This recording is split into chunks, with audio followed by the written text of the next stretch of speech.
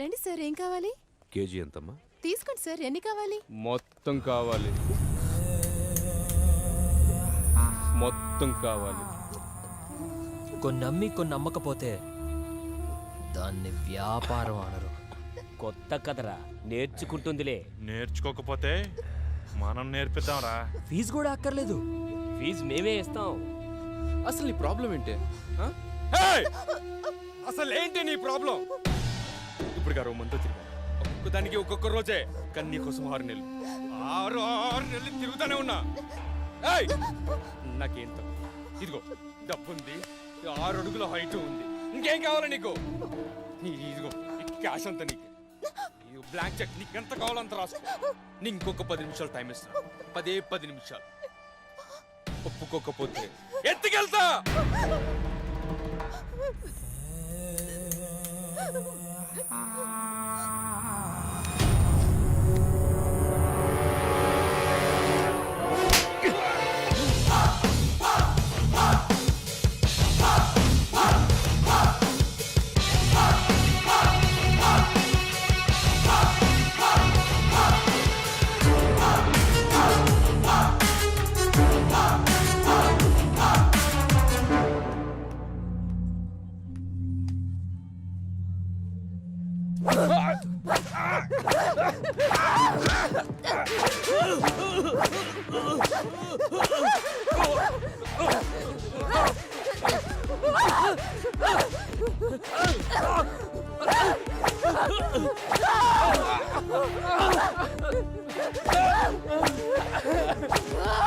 ఎవడ్రా మా వాడిని కొడుతుంది?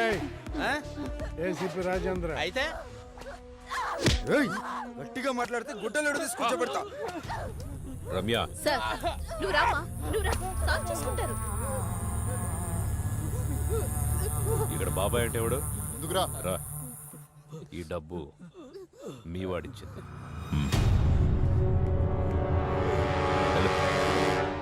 రామ్మా. సార్ తప్పైపోయింది సార్, ప్లీజ్ సార్, ప్లీజ్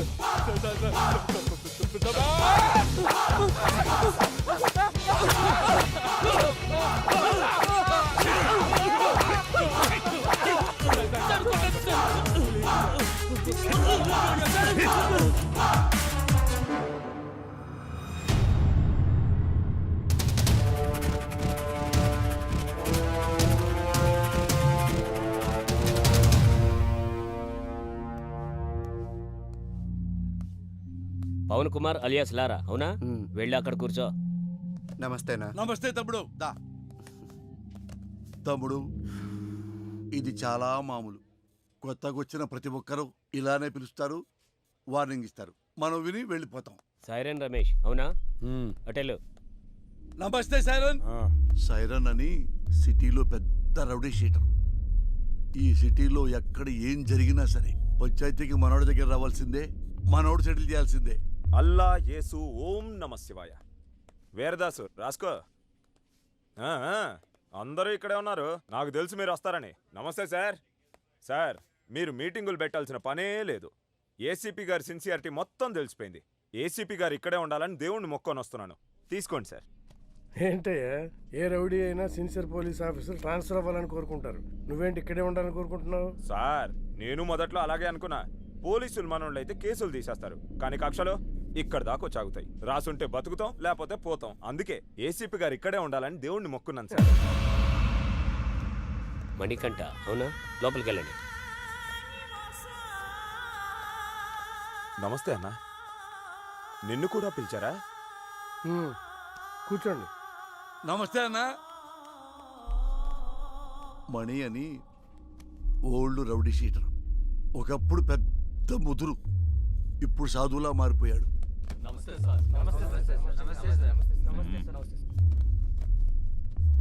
అందరూ వచ్చారా? సార్, రాజు అని అతను రాలేదు సార్. రాజు వాళ్ళ ఎంపీతో మాట్లాడిస్తాడంట.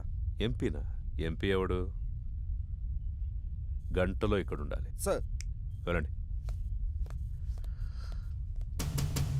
సార్, ఏంటి ఇంతమంది? ఏం చేయాలి సార్ వీళ్ళని? ఏం చేద్దాం సార్, మనిషి మనిషిగా బతకడానికి భగవద్గీత, ఖురాను, బైబిల్ రాసాం. అవేవి చాలటం లేదని వాటికి మతం రంగు పోస్తున్నారని చట్టం కూడా రాశాం. అది కూడా చాలటం లేదంటే ఇంకేదో కావాలి వీళ్ళకి. పంపించండి సార్. మణికంఠ అలియాస్ మణి.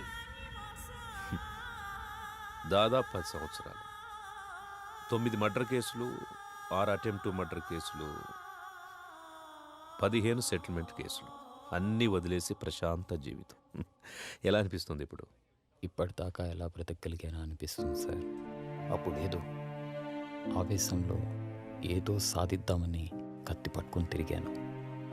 వెనక్కి తిరిగి చూసుకుంటే ఒంటిపై ఘాట్లు తప్ప, సమాజంలో పగ తప్ప ఏం మిగల్లేదు. మరి సడన్గా ఇంత మార్పు ఏంటి? 3 సంవత్సరాల క్రితం 10వ తరగతి చదివే నా కూతుర్ని ఎగ్జామ్స్ రాయించడానికి తీసుకెళ్తుంటే అటాక్ చేశాను.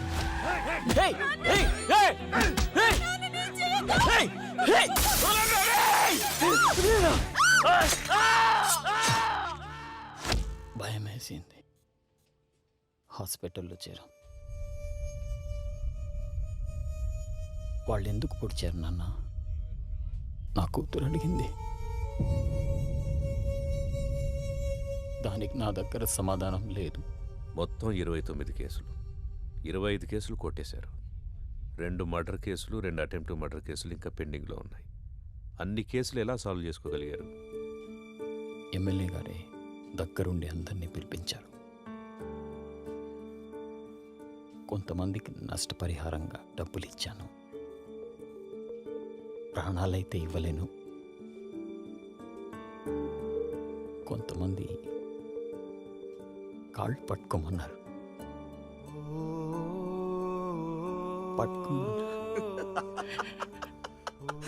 మణిగాడు నా కాళ్ళు పట్టుకున్నాడు. రే మణిగాడు నా కాళ్ళు పట్టుకున్నాడు. మణిగాడు నా కాళ్ళు పట్టుకున్నాడు. బతుకుపోరా నా కొడక్క. ఇంకొంతమంది నేను నా ప్రాణాలు కావాలన్నా వదిలేస్తామా? వాడు కాళ్ళు పట్టుకుంటే వదిలేస్తామా? వద్దు, వాడి ఊపిరి కావాలి, కావాలి. నా ప్రాణాల కోసం వాళ్ళ క్షమభిక్ష కోసం నేను ఎదురు చూస్తున్నాను సార్. జనాల్ని ఇంత భయపెట్టారు కదా, జనం ఎలా నమ్ముతారు ఇప్పుడు మిమ్మల్ని? ఒక మనిషే నమ్మలేని ఈ రోజుల్లో మాలాంటి రౌడీల్ని ఎవరు నమ్ముతారు? ఎందుకు నమ్ముతారు? ఎనీహో మీ ప్రయత్నం బాగుంది, కానీ మీ పేరు మాత్రం నా దగ్గర వినిపించకుండా చూసుకోండి. వెళ్ళండి. మంచి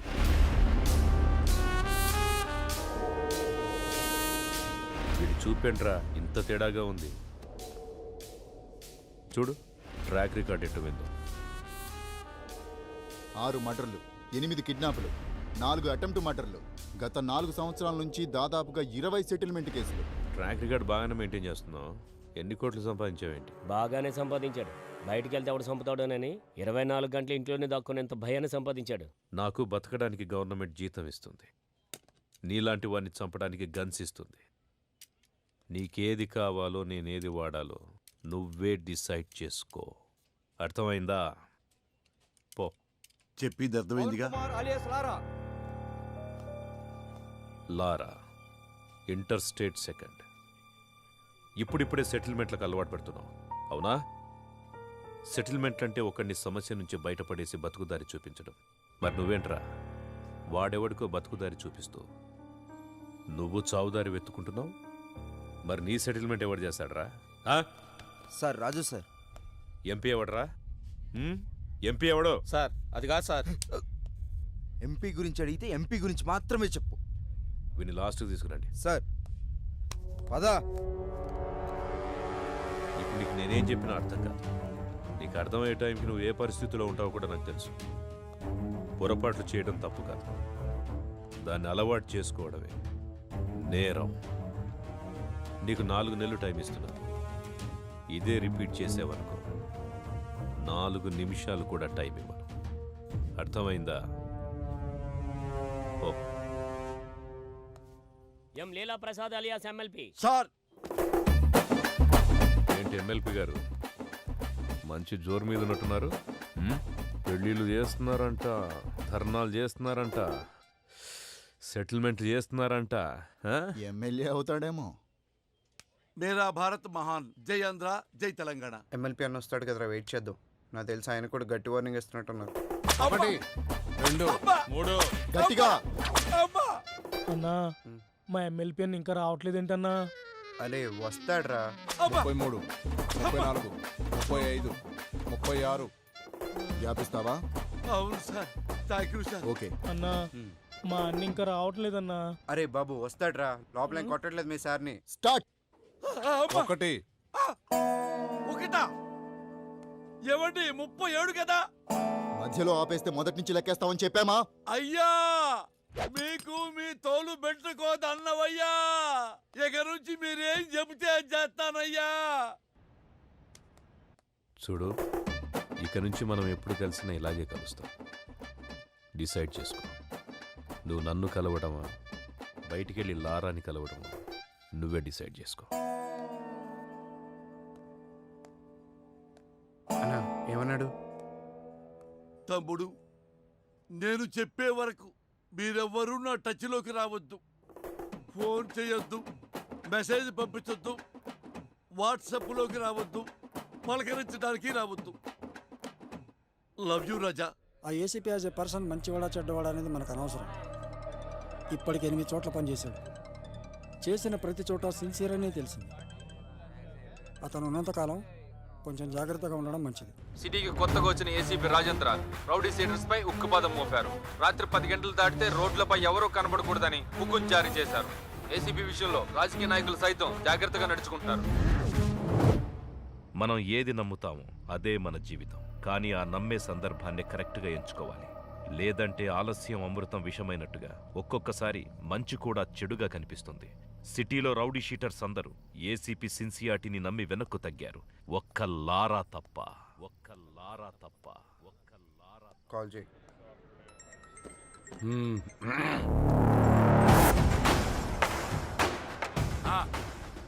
నా డబ్బులు అన్నా. ఎంత చెప్పారు నీకు? పెడే ఫోన్. ఇవ్వనంటున్నాడు. మళ్ళీ చేయి. సరే. కట్ చేశాడు.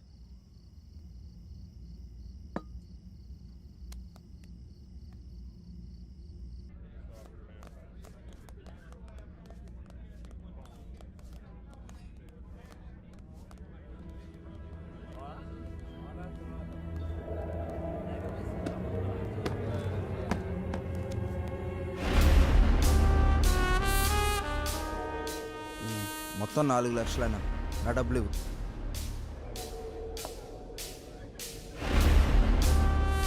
ఇందాక చెప్తున్నావు అదే అన్న బాలి గురించి. అన్న అతని డబ్బులు అతనికి ఇచ్చాయి.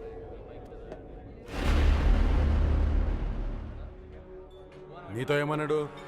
అన్నా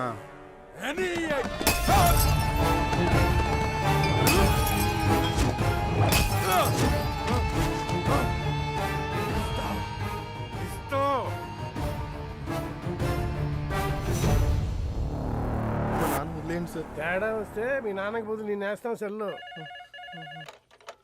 హలో, గొడవనా? నీకు చెబితే అర్థం కావట్లేదా? ఆ సరే నన్ను ఎందుకు కొట్టావు? ఆ ఏసీపీకి తెలిస్తే నిన్ను వదులుతాడు అనుకుంటున్నావు? అరెస్ట్ చేస్తే చేసుకొని మనం చూసుకుందాం. ఏంటి నువ్వు నేను చూసుకునేది? నేను స్టేషన్లో కూర్చోబెట్టి మర్యాదలు చేయడానికి ఆ ఎస్ఐ లాంటి అవినీతి పరుడు కాదు. ఒక్కసారి నిన్ను స్టేషన్కి తీసుకెళ్లి కూర్చోబెట్టాడంటే 1/2 గంటలో సైరన్ కానీ కొట్టిన విషయం నీతో చెప్పిస్తాడు. సరే, ఇప్పుడు ఏం చేద్దాం అంటావు? అది చేసే ముందు అడగాలి. 4 రోజులు అక్కడ కనబడి దాక్కోండి. అంతకు మించి ఇప్పుడు ఏం చేయలేం. నేను ఫోన్ చేసేంతవరకు బయటికి రాకండి. జరుగు.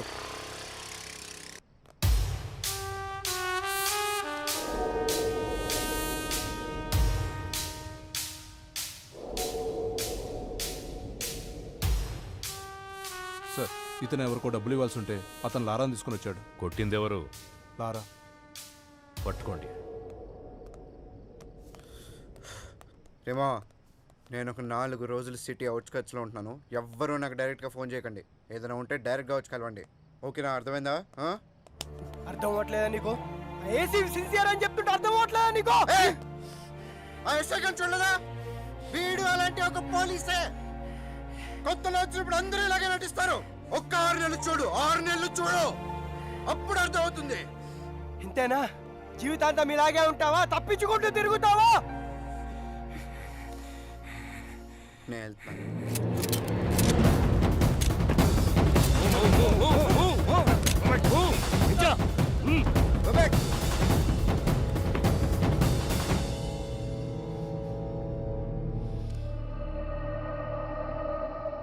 వాళ్ళని వదిలేయండి, నేను వస్తాను.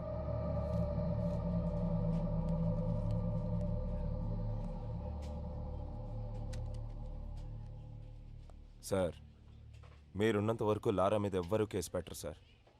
ఎందుకంటే మధ్యలో ఎమ్మెల్యే వీరభద్రం ఉన్నాడు.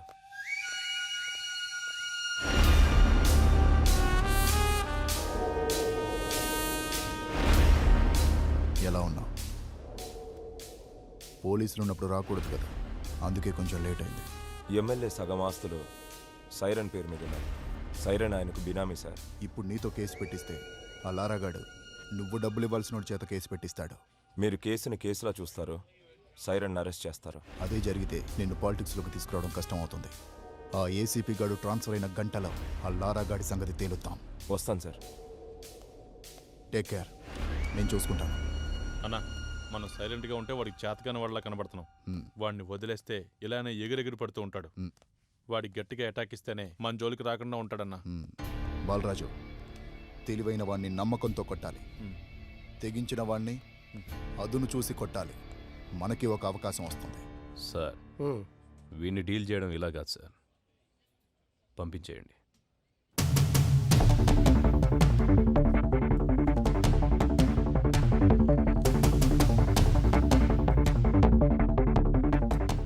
సార్, అందరూ వచ్చేసారు సార్. రేయ్, మీ అందరినీ నేను ఇక్కడికి ఎందుకు పిలిపించాను ఈ పాటికే మీకు అర్థమై ఉంటుంది. అడవిలో ఉన్న జంతువు ఊరి మీద పడితే ఏం చేస్తారా? తీసుకెళ్లి బోన్లు పెడతాం సార్. మరి మీరంతా ఎందుకురా లారాతో తిరుగుతున్నారు? వాడు జంతువులా మారి జనాల్ని భయపెడుతుంటే వాడికి దూరంగా ఉండాల్సింది పోయి మీరు వాడితో ఫ్రెండ్షిప్ చేస్తున్నారా? కూర్చోబెట్టి బీర్లు దాపుతున్నారా బార్లో? మేము లారాతోనే ఉంటాం, లారా కోసం చస్తాం అని మీలో ఎవడైనా ఉంటే రండ్రా ముందుకి.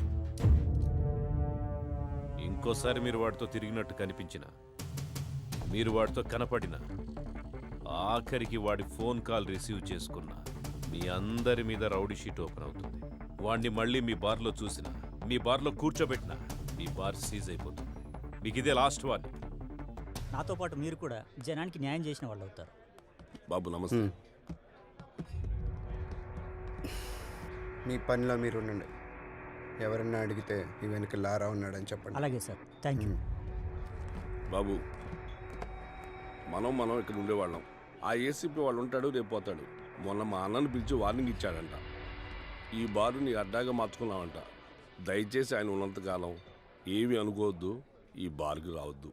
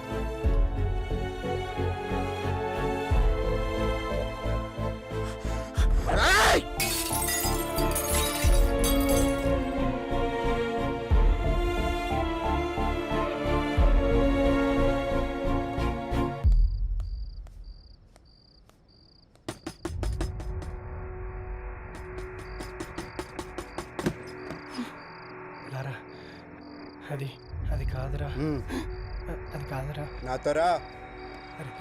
అరే లారా లారా, ఆగరా, నా మాట వినరా. ఆ ఏసీపీతో గొడవలొద్దురా.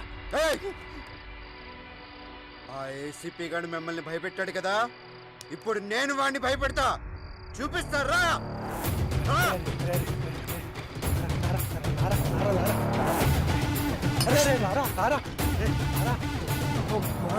చేసినట్టున్నా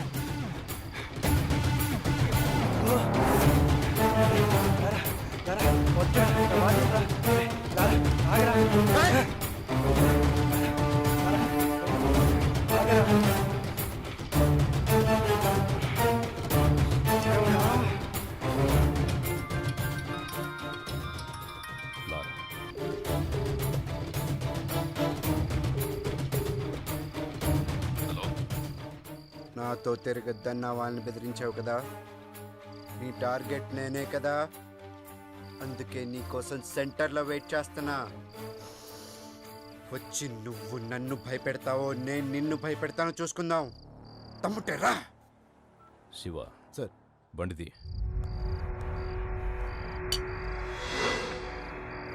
మరి నీకు దండం పెడతా రారా.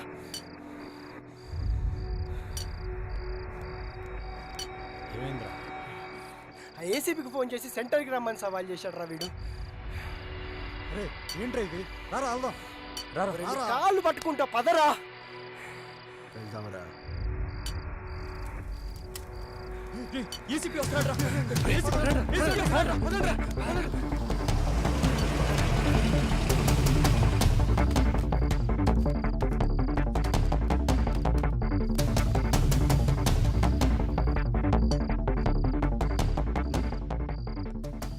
నువ్వేంట్రా మమ్మల్ని బెదిరించేది? నువ్వేంట్రా మమ్మల్ని బెదిరించేది? అసలు ఎవరు నువ్వు? 5,000 కోసం 10,000 కోసం కక్కుర్తి పడతావు, ఎక్కడ డబ్బులు వస్తావు ట్రాన్స్ఫర్లు చేయించుకుంటావు. నువ్వేంట్రా మమ్మల్ని భయపెట్టేది? బెదిరిస్తావా? దా నన్ను బెదిరించి దా దా దా. ఈడితో ఏంటి సార్ మాటలో? స్టేషన్కి లాక్కెళ్ళి కుమ్మేద్దాం. దానికే నేను కూడా వెయిట్ చేస్తుంది. దా తమ్ముని మగాడవడ రండ్రా లోపలికి.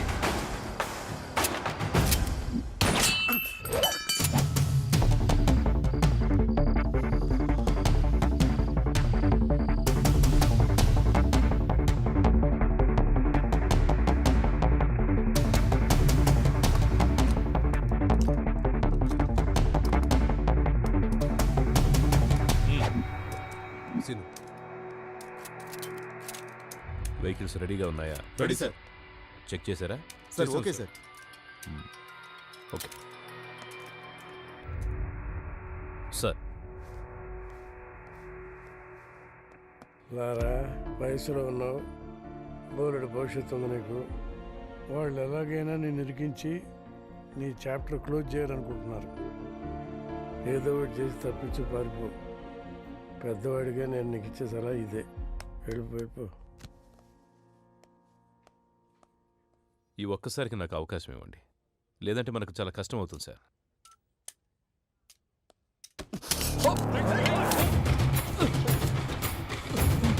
Gun down.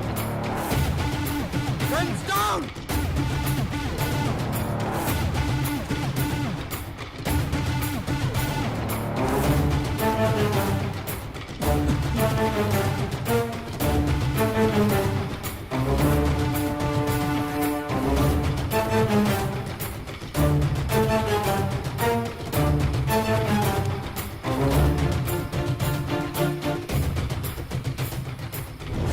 Are you okay? Ramesh, Are you okay? Are you okay? Okay okay sir.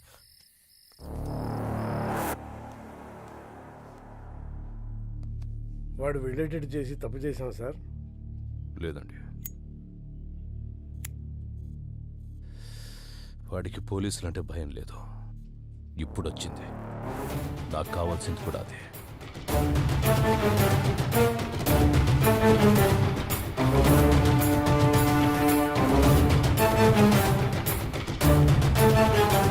నిన్న రాత్రి ఏసీపీ రాజేంద్రతో గొడవపడిన లారా అలియాస్ పవన్ కుమార్ అనే వ్యక్తి ఎన్కౌంటర్ అయినట్టు అనుమానాలు వ్యక్తమవుతున్నాయి. అసలు ఏం జరిగిందో వాళ్ళ ఫ్రెండ్స్ని అడిగి కనుక్కుందాం. మా కేసీపీ గారంటే గౌరవం ఉంది, ఆయన మీద నమ్మకం ఉంది. అయినా కూడా లారాని చూపించే వారికి ఇక్కడ నుంచి కదిలే ప్రసక్తే లేదు. కమిషనర్ గారు వస్తున్నారు, తప్పండి. సార్, లారాని ఎన్కౌంటర్ చేశారని అందరూ అంటున్నారు. అవునా? లారా డెడ్ బాడీ ఎక్కడ చూసావు నువ్వు? మీ సమాధానం కరెక్ట్గా లేదు సార్. ముందు నువ్వు క్వశ్చన్ కరెక్ట్గా వేయడం నేర్చుకో. మంచి క్వశ్చన్స్కి మంచి సమాధానాలు వస్తాయి. Good morning sir. Good morning. ఇదే అప్పటి నుంచి చూసావా, అప్పుడే అభిమానులు తయారయ్యారు. నేను చెప్పానా ఈ రౌడీస్తో ఎక్కువ రిస్క్ తీసుకోవద్దని? రేపొద్దు నా లారాగాడికి ఏదైనా యాక్సిడెంట్ అయితే అది నీ మీదకి వస్తుంది. పోలీస్ జాబ్ అంటేనే రిస్క్ కదా సార్. హలో లారా,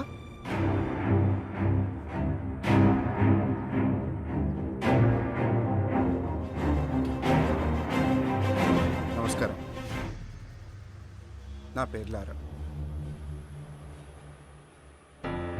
రాత్రి పోలీసులు నన్ను ఎన్కౌంటర్ చేయబోతే తప్పించుకున్నాను. సరే, ఎన్కౌంటర్ గురించి తర్వాత మాట్లాడదాం. ఫస్ట్ ఏంటంటే అసలు పోలీస్ డ్యూటీ అంటే ఏంటి? ఎవరైనా తప్పు చేస్తే వాళ్ళని అరెస్ట్ చేసి కోర్టుకు అప్పగించాలి. వాళ్ళ నేరం రుజువైతే కోర్టే వాళ్ళని శిక్షిస్తుంది. కానీ ఏ పోలీస్ స్టేషన్లోనైనా ఇలా జరుగుతుందా? లేదు, అలా జరగట్లేదు. అసలు అక్కడ ఏం జరుగుతుందో మీకు తెలుసా? నేను చెప్తాను. పోలీసులకి నిజానిజాలతో పనే లేదు. మన దగ్గర డబ్బుంటే పోలీసు మనకు అమ్ముడుపోవడానికి రెడీగా ఉంటాడు. మన దగ్గర పలుకుబడి ఉంటే మనకు నమస్కారం పెట్టడానికి ఎదురు చూస్తూ ఉంటాడు. అప్పుడు మనం చెప్పిందే రాస్తాడు. దాన్నే మనం ఎఫ్ఐఆర్ అంటాం. ఇక్కడ మనం బతకాలంటే డబ్బైనా ఉండాలి, పలుకుబడైనా ఉండాలి. ఈ రెండూ లేకపోతే ఎవడేమన్నా పడుండాలి, లేదా వాళ్ళ చేతిలో చావాలి. అంతే. అక్కడ మిస్ అయితే పోలీసులు ఎన్కౌంటర్ చేసేస్తారు. అదే నాకు జరిగింది. ఇది మన పోలీసులు, మన చట్టం. ఇలాంటి పోలీసులు, ఇలాంటి చట్టం మనకు అవసరమా? వాళ్ళు చెప్పాడు కదా. అందుకే నా రూల్స్ నేనే పెట్టుకున్నాను, నా చట్టం నేనే రాసుకున్నాను. దానికి వీళ్ళు పెట్టిన పేరు రౌడీజం సెటిల్మెంట్స్.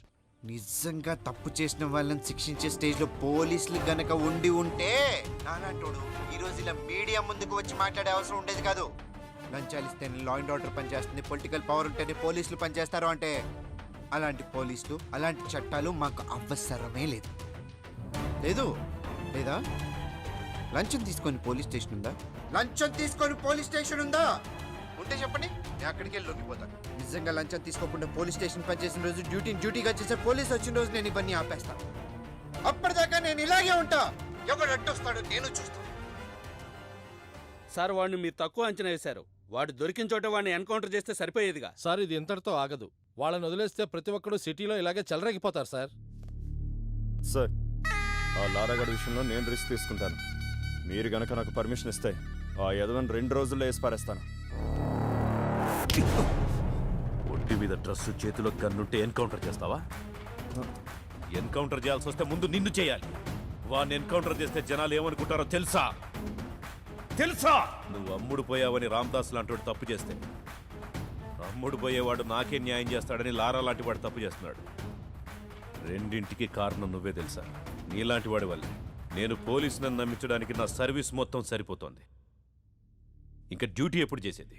రాష్ట్రంలో 90,000 మంది పోలీసులు, నెలకు 900 కోట్ల రూపాయల జీతం. ఆఫ్టర్ ఆల్ కూరగాయలు అమ్మే అమ్మాయికి భద్రత లేకుండా పోయింది. ఇది మన పోలీస్ డ్యూటీ. సిన్సియర్గా డ్యూటీ చేస్తే ఏమొస్తుంది సార్? ట్రాన్స్ఫర్స్ తప్ప. లేదా కేసు వాళ్ళకి అనుకూలంగా ఉన్న వాళ్ళకి మారుస్తారు. ట్రాన్స్ఫర్లకే భయపడితే ఈ ఉద్యోగం ఎందుకు నీకు? నిన్ను ట్రాన్స్ఫర్ చేస్తే ఈ ప్లేస్లోకి ఇంకో పోలీసే వస్తాడు, పొలిటీషియన్ రాడు. ప్రతి పోలీసు నిజాయితీగా ఉంటే ఎంతమంది నన్ను ట్రాన్స్ఫర్ చేస్తారు? ఎంతమంది దగ్గరికి కేసులు మారుస్తారు? తప్పు చేసేవాడు అలాగే ఉంటాడు. నిన్ను భయపెడతాడు, డబ్బా చూపిస్తాడు.